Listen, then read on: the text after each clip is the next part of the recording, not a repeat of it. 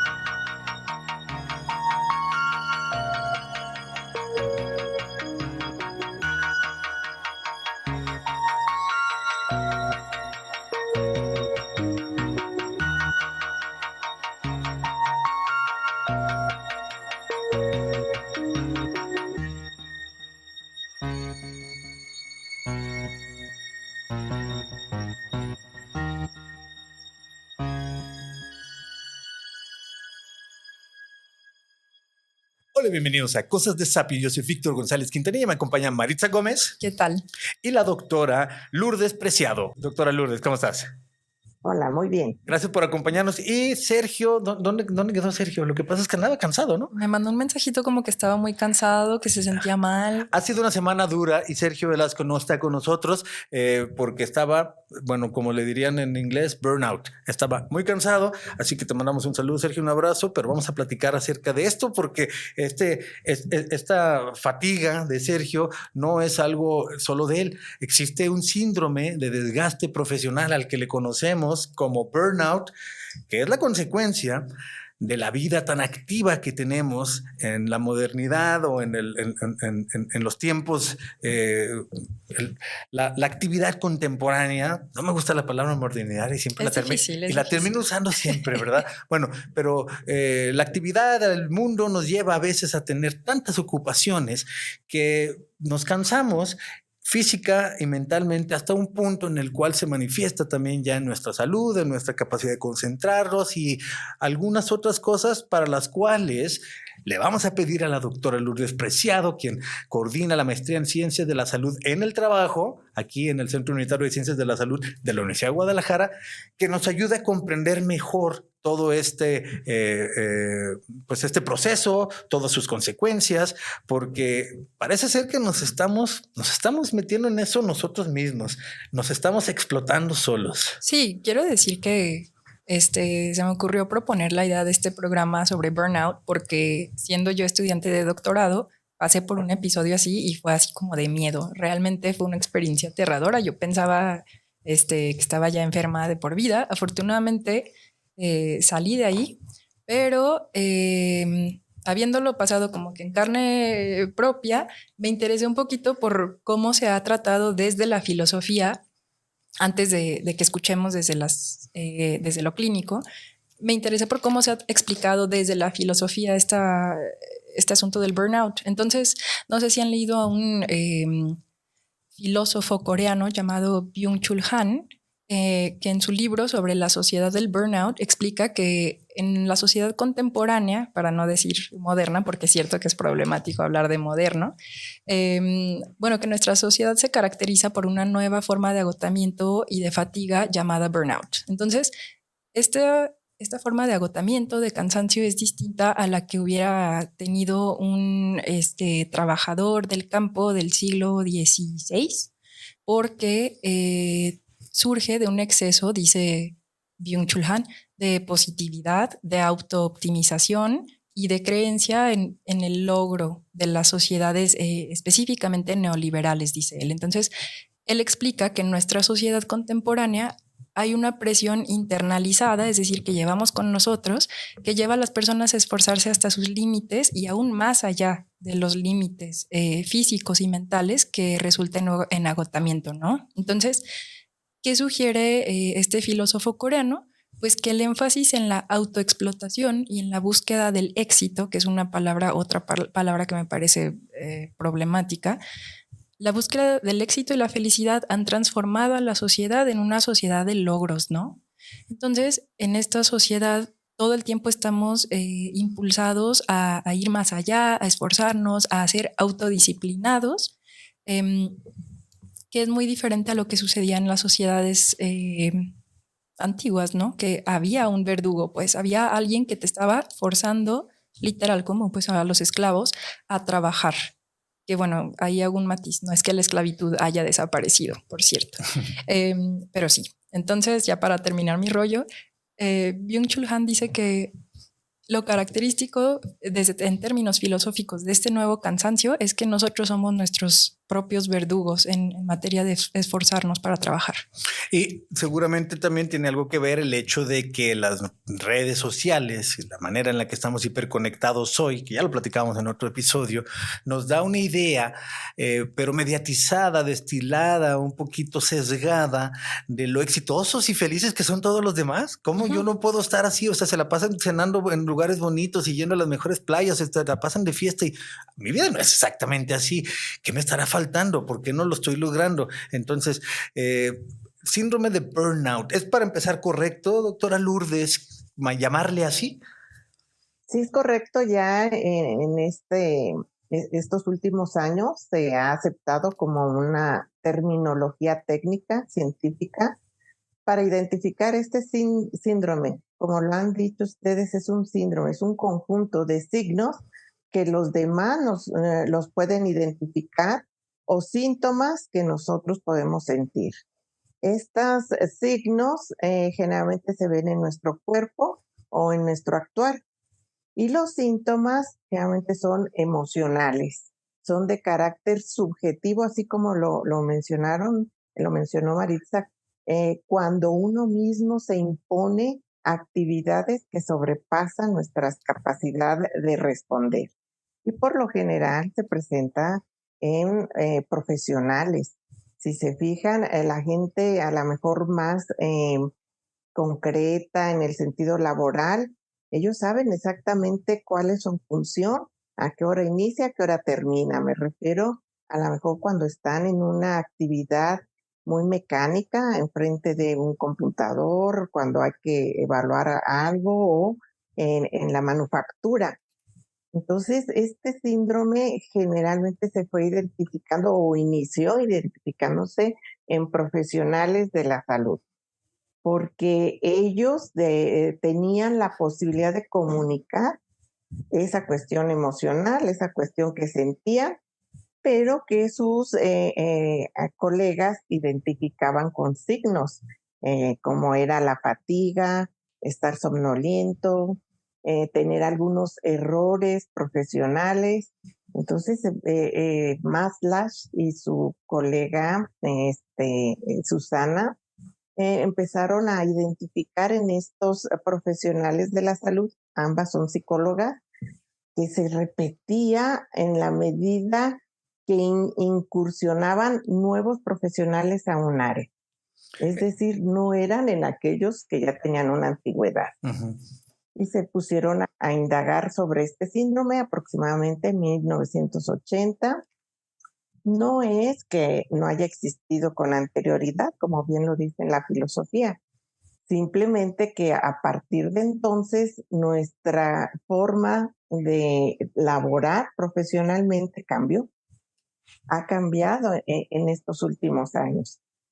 Entonces se ha definido como una respuesta a un sobreestrés que tiene que ver con el trabajo y con esta función de logro. Es importante esta acepción. ¿Qué quiero lograr? Y ese logro que me dé una satisfacción. Sí, empezó en profesionales de la salud, o primero fue evidente en profesionales de la salud. Supongo que tiene que ver con esto de que tienen unos horarios y unas cargas de trabajo que son infrahumanas, en algunos casos, o superhumanas, las que tienen que llevar, o sea, 3 turnos seguidos sin dormir y teniendo que estar poniendo en atención. La pandemia se evidenció eso. Imagínate, ¿no? En la pandemia, cuando cada vez eran también más limitado el número de personas que podían estar porque se iban enfermando algunos. Entonces, sí, superhumanas tuvieron que ser las enfermeras, los médicos, los doctores, las doctoras, pero no solamente los profesionales de la salud. Cualquier persona que trabaje más de ¿cuántas horas, doctora, deberíamos de trabajar? ¿Cuál es el punto a partir del cual ya estamos sobrecargándonos de actividades y que ya empezamos a tener problemas? Sí, es correcto tu precisión de que allí se identificaron porque es un personal que se presta a estudios, que se presta a análisis, pero efectivamente, acuérdense la lucha de los trabajadores de Chicago que hablaban de 3 veces de 8, o sea, 8 horas para dormir, 8 horas para recrear, descansar con convivencia y 8 horas para dormir. Eso idealmente se ha demostrado que es lo óptimo para un trabajo. Y un trabajo intelectual no es posible determinar inicio y yo voy a trabajar 8 horas y termino. Por eso es que este fenómeno no podríamos asegurar exactamente el límite saludable porque es individual y tendrá que ver con estas capacidades emocionales principalmente y después con las de logro.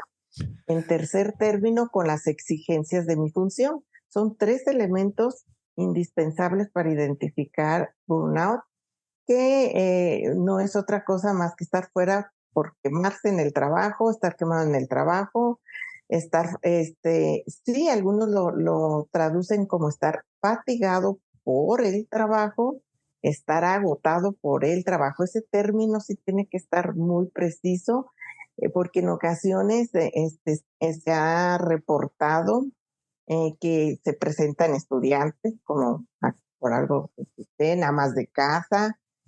Y este término de síndrome burnout se ha elegido precisamente para la respuesta a un estrés crónico laboral, en donde se trabaja con usuarios. Eso es lo particular de este síndrome. Por tanto, si una persona está trabajando ante una máquina, no se le asignaría el término de burnout, pero sí de estrés laboral. Okay. Que posiblemente sean síntomas o signos semejantes, pero el tercer elemento del desempeño a la atención de otros no entra con él. Entonces, para el burnout se requieren estos 3 elementos. Que yo tenga una disfunción emocional, una insatisfacción de logro personal y que mi desempeño para atender a otros usuarios o clientes se vea deteriorado o afectado. Ok, entonces específicamente burnout se usa para cuando estás frente a atención a otras personas, pero si no le llamaríamos entonces desgaste profesional, agotamiento. Y en el caso de los estudiantes, digo, por ejemplo, Maritza, que está terminando su doctorado, ya nos ha dicho en algunos momentos que creo que por ahí fue que dijiste vamos a abordar el tema. Sí. Y es común que estudiantes ante la presión de cierre de semestre tengan mucho estrés. Incluso ha habido momentos en los cuales ciertas drogas empiezan a aparecer y se dan adicciones que tienen esta sobrecarga. Entonces también en los estudiantes sucede, ¿no? Le llamamos diferente, pero también es algo parecido. Sí, le llamamos diferente, allí se le llamaría estrés académico. Ajá. ¿Por qué es diferente? Porque ellos no están atendiendo a otros usuarios o a otros clientes. Ellos atienden exigencias de su función, como o los otros trabajadores que atienden sus exigencias de la función y les va a dar una satisfacción de logro o de éxito, pero no se ve deteriorada la relación con usuarios. Bueno, en cambio, para los profesores sí hay burnout. Ahí haría un matiz porque, digamos, pensar a los estudiantes así, sería un estudiante muy afortunado que solo tuviera que estudiar, pero pensando en la comunidad universitaria, pues por ejemplo, lo que tenemos a la mano de la UDG, muchos estudiantes trabajan. Entonces, me imagino que ahí hay una intersección, ¿no? De la figura de estudiante o de uno como estudiante y los estudiantes que aparte tienen que trabajar y que tienen muchas otras responsabilidades. Así que creo que vale la pena hacer ese matiz.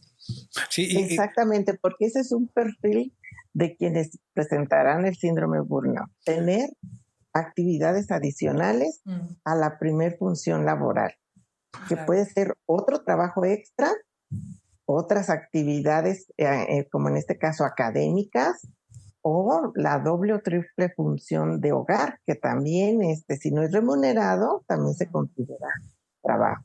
Doctora, ahí en el Centro Universitario de Ciencias de la Salud, donde tú trabajas y estudias el fenómeno y además tienen la maestría que coordinas en Ciencias de la Salud en el trabajo, ¿qué han encontrado, por ejemplo, y supongo que estamos hablando de nuestro entorno, Guadalajara, Jalisco, México, que podrá ser diferente en otras partes del mundo, pero podrá que en algunos casos no, y sea regularidad mundial, pero ¿qué han encontrado, por ejemplo, diferencias entre géneros, edades, ocupaciones?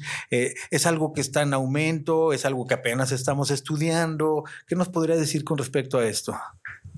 Sí, es importante señalar que hay una afección principal en mujeres, pero no por el género, sino por esa doble, a veces, función que tenemos extra en el hogar, o que incluso una función sutil que se da en los puestos de trabajo.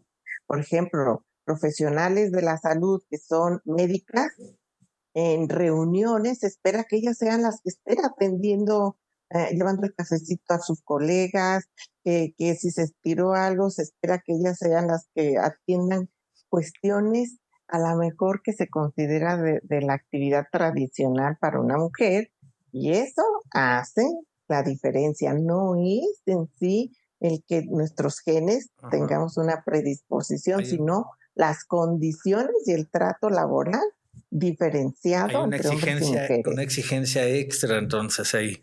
Así es. Otra característica es en profesionales que tienen función gerencial, supervisores, jefes de personal, porque tienen actitudes que le llamamos nosotros de traje, es decir, que en apariencia tienen que mostrar una cierta fortaleza emocional o incluso una cierta actitud de imposición, que eso hace que las respuestas del usuario o de sus subalternos pues sean violentas, y entonces reciben también esta sensación de amenaza emocional o incluso a veces física. Entonces no se sabe si ellos son promotores de las condiciones de violencia o un ambiente organizacional no favorable, o realmente ese ambiente que está por las condiciones precarias de los usuarios o de los subalternos quienes violentan en la integridad del supervisor, y entonces los supervisores son otro de los profesionales más dañados. En tercer término, las recepcionistas o quienes atienden al personal, y sobre todo aquellos que atienden quejas en las empresas, incluso aún telefónicamente. Llegan a padecer este síndrome. Está recibiendo pues personas que no están muy conformes con algo y ser el filtro, ¿no? Les toca ser el filtro de la queja. Sí, supongo que ellos lo han de tener difícil. Les toca lidiar con sapiens enojados todos los días. Imagínate, con personas que ya vienen con el coraje, o sea, predispuestos a pelearlo contra quien se encuentren. Con razón, pobres. Sí, decías, Maritza, no es que no haya esclavitud en el mundo, ya todavía existe, pero también, la esclavitud franca, directa, lo que es esclavitud, pero también nosotros nos estamos metiendo en un asunto o en una situación que se parece a la obligación de hacer algo, sí a cambio de una remuneración, pero esa remuneración a veces es apenas suficiente, quizás era más barato tener un esclavo que pagarle a un empleado salario mínimo. Así que al final de cuentas es una especie de esclavitud asalariada, sobre todo cuando no te alcance, tienes que hacer 2 cosas o 3. Cuando tienes otras obligaciones en escuela, hogar, lo que sea, pues se suman muchas. ¿Cuáles son las manifestaciones? Pues ya dijimos, entonces son físicas, son manifestaciones de dificultad para concentrarse. ¿Hasta dónde puede llegar, doctora? ¿Cuáles son así como las cosas, las manifestaciones más graves de cuando nos estamos explotando solos, nosotros mismos, o cuando estamos obligados a hacer tantas cosas que nos llevamos al punto de quemarnos? Sí, has mencionado esa parte que dices, una recepcionista, ¿por qué tendría que quemarse? Porque ellas asumen ese traje o lo que antiguamente se decía, ponerse la camiseta de la empresa, y entonces defendían a la institución, y nosotros aquí estamos defendiendo nuestra imagen, nuestro traje, por eso nos autoexigimos. Esa es una de las primeras sintomatologías. Autoexigirnos más allá de la administración espacio-temporal de las actividades. No es que no podamos hacerlas intelectualmente o por capacidades cognitivas, sino porque en la vida real hay que distribuir esas actividades en un tiempo y en un espacio. Segunda característica es el agotamiento emocional. ¿Qué quiere decir con esto de agotamiento emocional? El ser humano tiene un espectro muy amplio de responder emocionalmente a las condiciones, pero es su habilidad intelectual o cognitiva de elegir aquella emoción exacta que da respuesta a esa condición que me exige una respuesta emocional. Eso se llama asertividad. De ese espectro llega la persona a agotar. En lugar de tener un espectro, a veces ya nomás tienen 3, 4 emociones para responder ante cualquier condición, por muy disímil que sea, por muy diferente. Se les muestra enojados, se les muestra con miedo y en ocasiones con una culpa por no cumplir. Entonces esas son 3 emociones básicas que si se mantienen ante cualquier condición, es decir, llegó un empleado, ya me enojé, igual como con el pasado que estaba exigiendo una condición diferente. O ya veo al supervisor, ya me enojé, igual como me enojé el día de ayer. O como me enojé con mi papá o con mi hijo, etcétera. Entonces, trasladar condiciones para una respuesta similar emocional, a eso se le llama agotamiento emocional. Miedo, enojo, envidia, celos y, por supuesto, tristeza, es decir, ya no hay esa felicidad, ya no hay esa satisfacción, y ante todas las condiciones o muy permanentemente mantengo estas emociones por 2 o más semanas constantemente, podríamos hablar casos ya muy delicados. ¿Cómo los observan los demás? Pues nos observan agresivos, ¿no? Evasivos, indolentes, poco responsables con nuestro trabajo, todo lo dejamos para después, o incluso hipócritamente decimos a todo que sí, pero no hacemos nada. No es porque no querrá, es que ya está fatigado. ¿Y cómo lo sentimos? Aunque querramos dormir, podemos tener insomnios, falta de concentración ante las cosas más simples. Qué difícil, que las llaves. Estar cansado y no poder descansar es de los sentimientos más incómodos, que físicamente estás muy cansado, pero no dejas de pensar en la próxima obligación, como lo que tienes que hacer el día siguiente, y nomás no puedas conciliar el sueño. Es una de las cosas más incómodas y difíciles que vencer. Y anda uno después equivocándose más, como decías, perder las llaves, llegar tarde, un pequeño error que te haga perder más tiempo, sume el estrés, todo esto pues se va haciendo una bola de nieve. Yo creo que eso es lo que pasó a Sergio, por eso no pudo llegar hoy aquí, porque te confesamos confesamos, doctora, que a veces también nos traen aquí, nuestra productora nos está apurando y nosotros tenemos que terminar los apuntes y Sergio simplemente no pudo más, por eso no lo conociste hoy aquí, no pudo más con toda esa presión y se derrumbó, porque muchas de las características y de los síntomas que explica la doctora los hemos visto manifestarse ahí en nuestro compañero, a que esperamos que pueda salir de ello, lo que me lleva a la pregunta: ¿qué podemos hacer al respecto, doctora? Vamos a tratar de, yo sé que... Y no nos dejen con la desesperanza. Yo sé que y esta frase la uso mucho porque sirve para muchas cosas. No hay soluciones perfectas para problemas complejos. Este es un problema complejo porque ya son muchas obligaciones que te echas encima y cuando ya estás en el punto, está difícil que simplemente renuncies a ellas. ¿Qué podemos hacer al respecto? ¿Cuál es la recomendación, los mecanismos que se ofrecen, que ustedes han visto que son efectivos para disminuir por lo menos estos síntomas graves del cansancio extremo? Sí, si es un cansancio crónico extremo por condiciones de trabajo, ahí está la respuesta, ¿verdad? O lo eliminamos el factor de riesgo, o nos protegemos. Esas son las condiciones básicas ante cualquier riesgo laboral, físico, químico, biológico, y pues si es emocional es eso. O sea, si ya esta padecimiento surgió por ese estrés, ¿quién se va a ver afectado? Principalmente la organización. Hay ausentismo, la función que tenía que hacer el compañero se distribuye con los colegas, entonces para los demás se les sobrecarga el trabajo.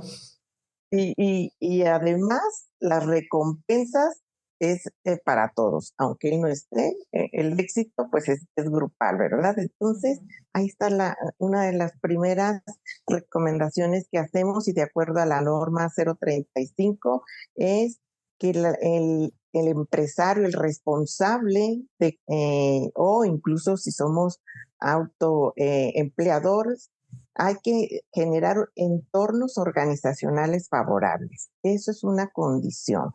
¿Cómo saber que un entorno es favorable? Primero, libre de violencia física y por supuesto verbal, ¿verdad? Si voy a exponer a un trabajador a maltrato por los usuarios, entonces debo de tener un sistema muy mecánico para ir bajando esa violencia del cliente. Pues le doy una agüita, lo paso a una sala bien ventilada, que esté refrescable, que tenga a lo mejor un nutriente, es decir, preparar al usuario para que no le violente a su trabajador. Entonces, generar estos entornos libres de violencia es la primera condición. Una distribución equitativa de las funciones acorde con la función por la cual está contratado el empleado, es decir, cumplir con mis contratos tanto de manera remunerada o lo que nosotros llamamos contrato psicológico. Tercer elemento, capacitación continua, constante, no nomás para el desempeño, sino para que maneje sus emociones en el entorno laboral. Esto es importante, la capacitación psicoemocional. Y si no hay esta posibilidad, porque tampoco nos vamos a lo mejor a tener una empresa de punta como el primer mundo, pues entonces hay que generarles protección.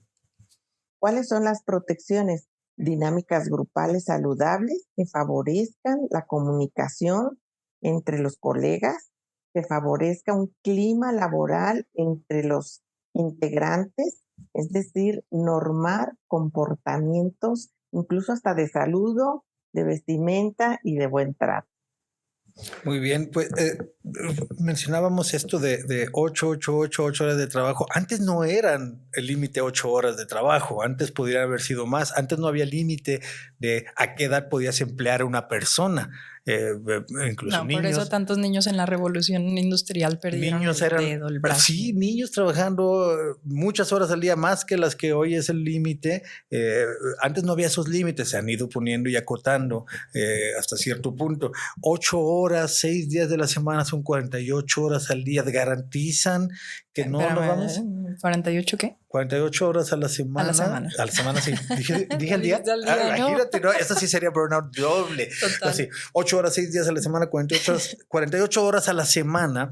Es una semana muy llena. Y veíamos las cifras de la OCDE, de la Organización del Comercio de Desarrollo Económico, que México es uno de los países que tiene más carga horaria semanal. Estas 48 horas, o más o menos son en promedio entre 40 y 45, no garantizan que sea más productivo el país, la persona o la empresa, lo cual se prueba con que los otros países de la OCDE, nuestros socios comerciales, los países con los que se compite, los países a los que se le llama más desarrollados, o por lo menos con economías más fuertes, tienen una carga laboral menor. Es decir, más horas no significa más productividad garantizada.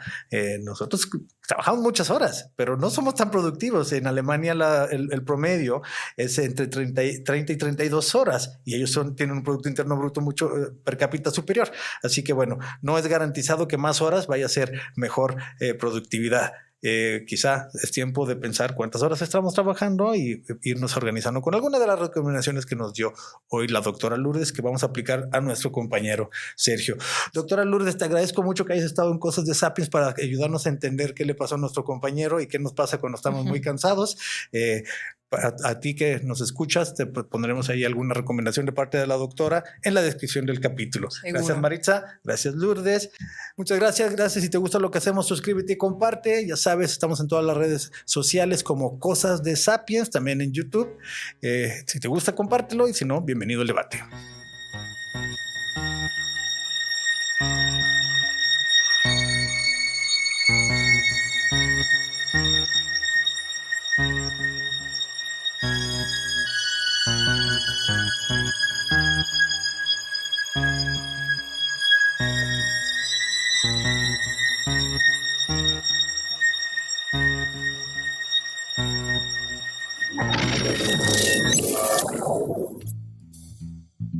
Terminamos.